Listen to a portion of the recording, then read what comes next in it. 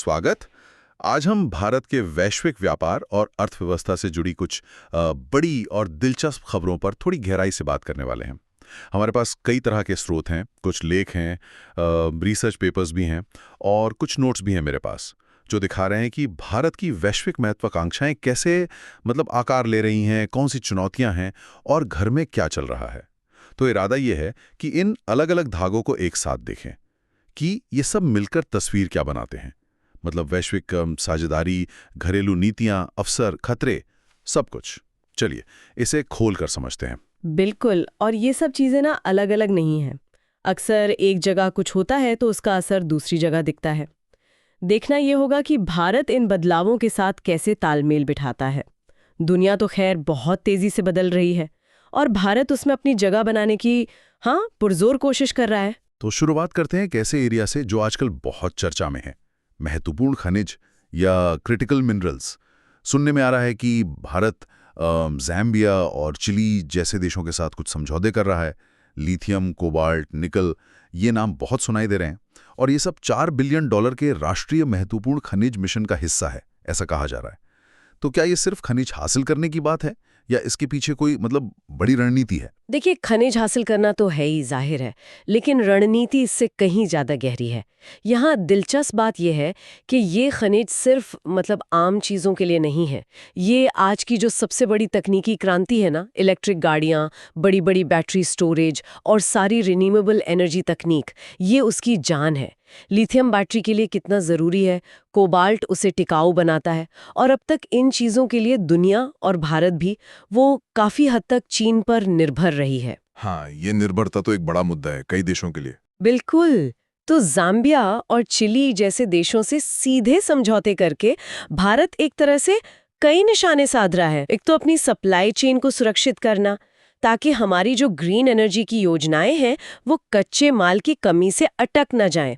दूसरा, चीन पर निर्भरता कम करना, जो जियोपॉलिटिक्स के नजरिए से बहुत अहम है। और तीसरा, ये भारत को ग्लोबल क्लीन टेक बाजार में एक सीरियस प्लेयर के तौर पर पेश करता है।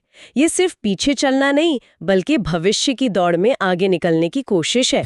ये सोचना भी बड़ी बात है कि भारत जो कल तक तकनीक मंगाता था, अब उसके रॉ मटेरियल की सप्लाई चेन का हिस्सा बनने की सोच रहा है। ये वाकई एक बड़ा दाव लगता है। अच्छा, सप्लाई चेन सुरक्षित करना एक बात हुई। दूसरी तरफ भारत ये भी दिखाना चाह रहा है कि वो सिर्फ फैक्ट्रियां लगाने की जगह नहीं, बल्कि दिमाग लगाने की भी जगह है।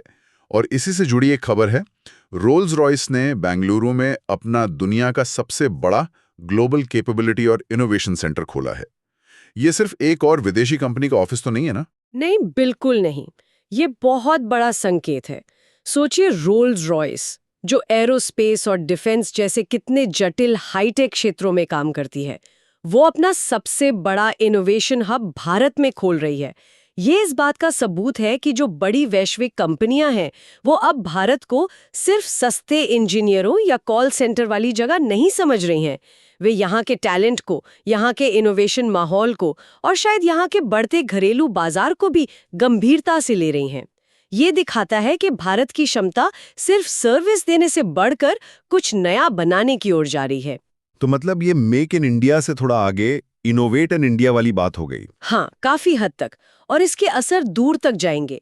इससे न सिर्फ टॉप लेवल की रिसर्च और इंजीनियरिंग जॉब्स पैदा होंगी, बल्कि ये दूसरी हाईटेक कंपनियों को भी एक सिग्नल देगा कि भारत अब कॉम्प्लेक्स R&D के लिए तैयार है।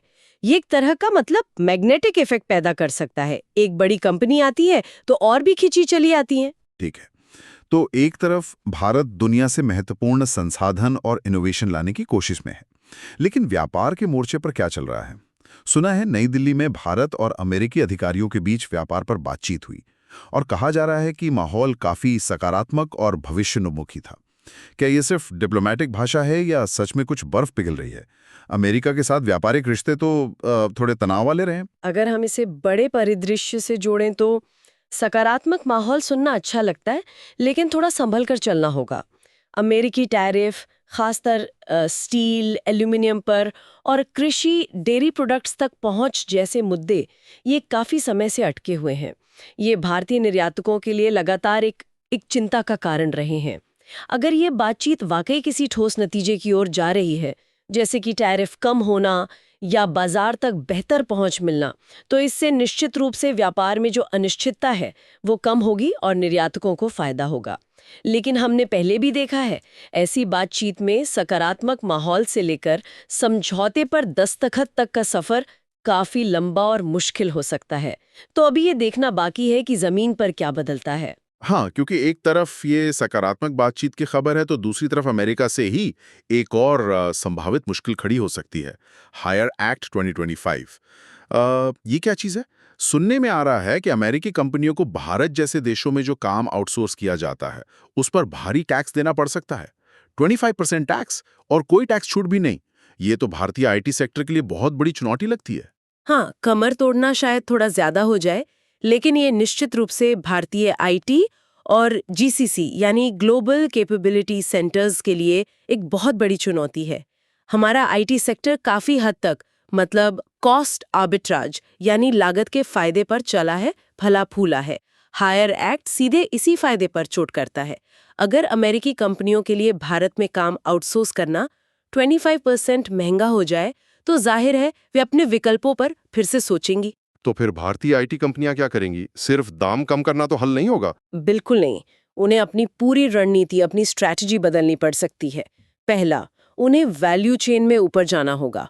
मतलब सिर्फ बैक ऑफिस काम या कोडिंग नहीं, बल्कि ज्यादा मुश्किल हाई वैल्यू सर्विसेज जैसे AI, cloud consulting, cyber security, product engineering, इन पर फोकस करना होगा। दूसरा, उन्हें ऑटोमेशन और एआई का इस्तेमाल करके अपनी लागत घटानी होगी और प्रोडक्टिविटी बढ़ानी होगी। तीसरा, उन्हें सिर्फ अमेरिका पर निर्भर रहने के बजाय यूरोप, एशिया, मिडिल ईस्ट जैसे दूसरे बाजारों में भी अपनी पकड़ मजबूत करनी होगी, डाइवर्सिफाई करना होगा। और चौथा, उन्हें अपनी कर्मचारियों के स्किल्स को लगातार अपग्रेड करना होगा। ये एक महत्वपूर्ण सवाल खड़ा करता है कि क्या हमारा इतना बड़ा आईटी वर्कफोर्स इस बदलाव के लिए तैयार है और कितनी तेजी से वो ढल सकता है। इसका असर सिर्फ बड़ी कंपनियों पर नहीं, पूरे इकोसिस्टम पर पड़ेगा। हायरिंग धीमी हो सकती है, सैलरी पर दबाव आ सकता है और छोटी कंपनियों के लिए शायद टिके रहना मुश्किल हो जाए। बाप रे, ये तो सच में बहुत बड़ी चुनौती है। और जैसे ये काफी नहीं था, भारतीय रुपया भी डॉलर के मुकाबले रिकॉर्ड निचले स्तर पर चला गया है। कुछ लोग इसे भी अमेरिकी व्यापार दबाव से जोड़कर देख रहे हैं। यहां वाकई दिलचस्प हो जाता है, ये सारे तार कैसे एक दूसरे से उलझे हुए हैं। व्यापार, नीतियां, मुद्रा। हाँ, ये वैश्विक अर्थव्यवस्था का ताना बाना ही ऐसा है, सब कुछ जुड़ा हुआ है। रुपए की गिरावट के कई कारण होते हैं। ग्लोबल अनिश्चितता, विदेशी निवेशकों का पैसा निकालना, कच्चे तेल की बढ़ती कीमतें और हाँ, व्यापारिक तनाव भी सेंटिमेंट को प्रभावित करते हैं। कमजोर रुपए का असर वो दोधारी तलवार जैसा होता है। एक तरफ हमारे निर्यात सस्ते हो जाते हैं, जिससे टेक्सटाइल, सॉफ्टवेयर जैसी इंडस्ट्री को फायदा हो सकता है, लेकिन दूसरी तरफ हमारा आयात बिल बढ़ जाता है। सोचिए, कच्चा तेल, कोयला, इलेक्ट्रॉनिक पुर्जे सब महंगे। इससे महंगाई का खतरा बढ़ता है, जो आम आदमी की जेब पर भारी पड़ता है। साथ ही जिन कंपनियों ने विदेश से डॉलर में कर्ज लिया है, उनके लिए उसे चुकाना और महंगा हो जाता है। ऐसी स्थिति में रिजर्व बैंक को बहुत संभलकर कदम उठाने पड़ते हैं। ब्याज दरें तय करना, डॉलर बेचकर रुपए को संभालने की कोशिश करना, ये सब एक मुश्किल संतुलन का खेल है। तो ये तो हुई बाहरी चुनौतियां और वैश्विक चालें। अब जरा घर के अंदर देखते हैं। क्या घरेलू मोर्चे पर ऐसी नीतियां बन रही हैं जो इन बाहरी झटकों को सहने और विकास को गति देने में मदद कर सकें? सुनने में आया है कि सरकार छोटे और मझोले उद्यमों एसएमईज को ई-कॉमर्स के जरिए निर्यात करने में मदद करने के लिए नियमों में कुछ ढील देने पर विचार कर रही है। एक इन्वेंट्री आधारित मॉडल की बात हो रही है। ये क्या है और इससे छोटे कारोबारियों को कैसे फायदा होगा? ये एक बहुत जरूरी कदम हो सकता है अगर सही से लागू हो। अभी क्या होता है कि Amazon या Flipkart जैसे जो विदेशी निवेश वाले ई-कॉमर्स प्लेटफॉर्म्स हैं, वो भारत में खुद माल खरीदकर स्टॉक नहीं कर सकते। वो सिर्फ एक मार्केटप्लेस की तरह काम करते हैं, मतलब खरीदार और बेचने वाले को मिलाते हैं। इन्वेंट्री आधारित मॉडल का मतलब होगा कि इन प्लेटफॉर्म्स को शायद ये अनुमति मिल जाए कि वे भारतीय एसएमईज से माल खरीदकर अपनी इन्वेंट्री में रखें और फिर उसे सीधे विदेशी ग्राहकों को बेचें। अच्छा, तो इससे छोटे व्यापारी का क्या फायदा हुआ? बहुत बड़ा फायदा। सोचिए, बनारस का कोई छोटा साड़ी बनाने वाला है या जयपुर का कोई हैंडीक्राफ्ट कारीगर। उसके लिए सीधे अमेरिका या यूरोप में ग्राहक ढूंढना, फिर शिपिंग का इंतजाम करना, पेमेंट लेना, ये सब बहुत झंझट का काम है। अगर अमेज़न या कोई और प्लेटफॉर्म उसका माल खरीद कर खुद अपनी ग्लोबल वेबसाइट पर बेचता है, तो उस छोटे व्यापारी के लिए तो दुनिया का बाजार खुल गया। उसे सिर्फ प्लेटफॉर्म को माल सप्लाई करना है, बाकी लॉजिस्टिक्स, मार्केटिंग, पेमेंट सब प्लेटफॉर्म संभालेगा। इससे पैकिंग आसान होगी, शिपिंग तेज होगी और जो छोटे शहरों के बेहतरीन उत्पाद हैं वो भी दुनिया तक पहुंच पाएंगे। ये एक तरह से मेक इन इंडिया को सीधे सेल टू द वर्ल्ड से जोड़ने का तरीका है। ये तो वाकई अगर सही से हो जाए तो छोटे व्यवसायों के लिए गेम चेंजर हो सकता है। और एक और बड़ी घरेलू पहल की चर्चा है राष्ट्रीय वैश्विक क्षमता केंद्र जीसीसी नीति। हमने रोल्स रॉयस के संदर्भ में जीसीसी की बात की थी। अब सीआईआई जैसी संस्थाएं एक औपचारिक एक फॉर्मल नेशनल पॉलिसी बनाने पर जोर दे रही हैं और लक्ष्य तो बड़े ऊंचे लग रहे हैं। 2030 तक जीसीसी से $600 बिलियन का अतिरिक्त मूल्य और करीब 2-2.5 करोड़ नौकरियां। क्या ये आंकड़े कुछ ज्यादा नहीं लग रहे हैं? आंकड़े बेशक महत्वाकांक्षी हैं, इसमें कोई शक नहीं, लेकिन जीसीसी सेक्टर की क्षमता को कम आंकना भी ठीक नहीं होगा। भारत में पहले से ही 1600 से ज्यादा जीसीसीज हैं जो लाखों हाई स्किल्ड लोगों को रोजगार देते हैं और देश के सेवा निर्यात में अरबों डॉलर का योगदान करते हैं। और ये सिर्फ कॉल सेंटर नहीं है जैसा पहले समझा जाता था। ये बड़ी बड़ी ग्लोबल कंपनियों के engineering, R and D, finance, data analytics, supply chain management जैसे बहुत महत्वपूर्ण काम संभाल रहे हैं। तो एक राष्ट्रीय पॉलिसी का मकसद है इस सेक्टर को और व्यवस्थित और आकर्षक बनाना। कैसे? नीति में ऐसा क्या खास होगा? नीति कई चीजें कर सकती है, जैसे जीसीसीज के लिए टैक्स नियमों और जो इंसेंटिव्स मिलते हैं उनमें स्पष्टता और स्थिरता लाना, उनके लिए जरूरी इंफ्रास्ट्रक्चर जैसे हाई स्पीड इंटरनेट और ऑफिस स्पेस उसको बेहतर बनाना, स्किल डेवलपमेंट प्रोग्राम्स को इंडस्ट्री की जरूरतों के हिसाब से तैयार करना और जो रेगुलेटरी प्रोसेस हैं उन्हें आसान बनाना ताकि नई कंपनियां आसानी से आ सकें और जो पहले से हैं वो अपना विस्तार कर सकें।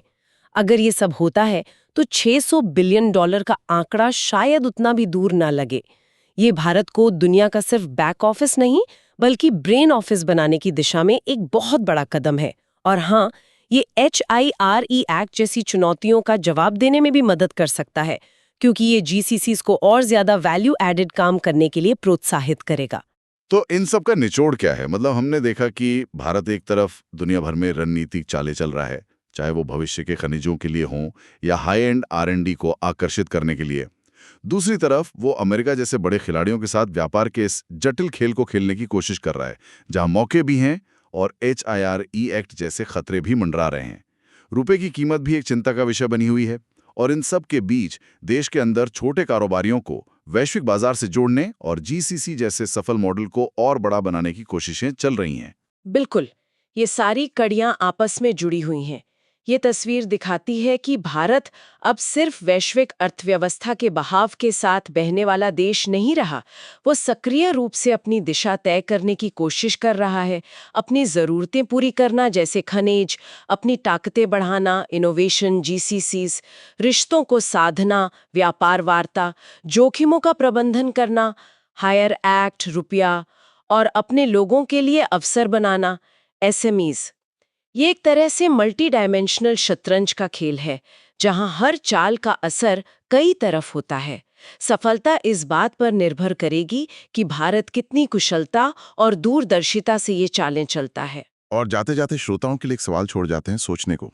जिस तरह से दुनिया बदल रही है, सप्लाई चेन रीडिजाइन हो रही हैं, व्यापार के नियम बदल रहे हैं, तकनीक हावी हो रही है, और जिस तरह से भारत घरेलू स्तर पर SMEs और GCC जैसी चीजों पर दाव लगा रहा है, उसे देखते हुए अगले 5 से 10 सालों में भारतीय कंपनियों के लिए, चाहे वो बड़ी हो या छोटी शुरुआतें, सबसे जरूरी चीज क्या होगी? क्या वो डिजिटल महारत हासिल करना होगा, या सप्लाई चेन में वो लचीलापन लाना जो किसी भी झटके को सह जाए, या फिर बिल्कुल नई पीढ़ी की प्रतिभाओं को तैयार करना? इस पर सोचा जा सकता है कि भविष्य की दौड़ जीतने के लिए सबसे कारगर हथियार कौन सा साबित होगा।